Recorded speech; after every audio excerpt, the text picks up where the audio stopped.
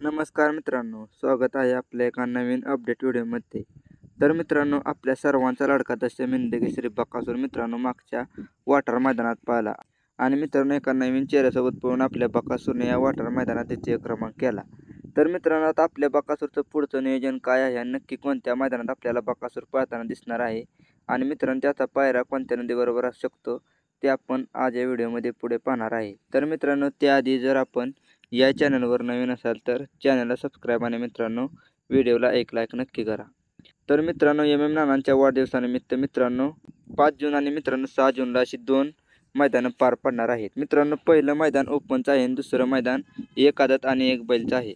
तर मित्रांनो, 5 जूनला होणाऱ्या ओपनच्या मैदानात मित्रांनो प्रथम क्रमांकाला 1,51,000, द्वितीय क्रमांकाला 1,00,000, तृतीय क्रमांकाला मित्रांनो 71,000, चतुर्थ क्रमांकाला 51,000, पाचव्या क्रमांकाला 31,000, सहाव्या क्रमांकाला 21,000 आणि सातव्या क्रमांकाला मित्रांनो 11,000 असं बक्षीस आहे।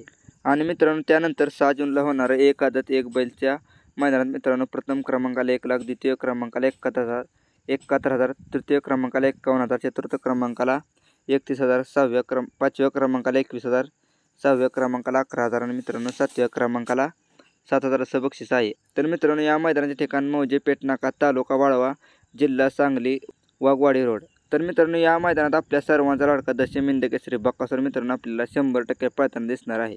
आणि मित्रांनो माझ्या माहितीनुसार मित्रांनो या 2 मैदानात मित्रांनो ओपनच्या मैदानात आपल्या बकासूरचा पायरा असू शकतो तो म्हणजे मित्रांनो कारुंडे एक्सप्रेस चिक्या।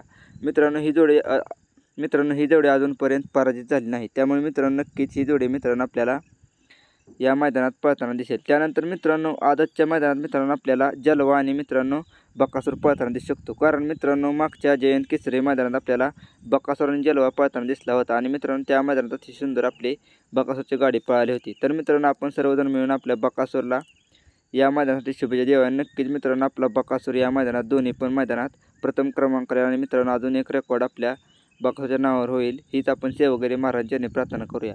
तर मित्रांनो व्हिडिओ आवडला असेल तर व्हिडिओला एक लाईक आणि चॅनलला सबस्क्राईब नक्की करा। धन्यवाद।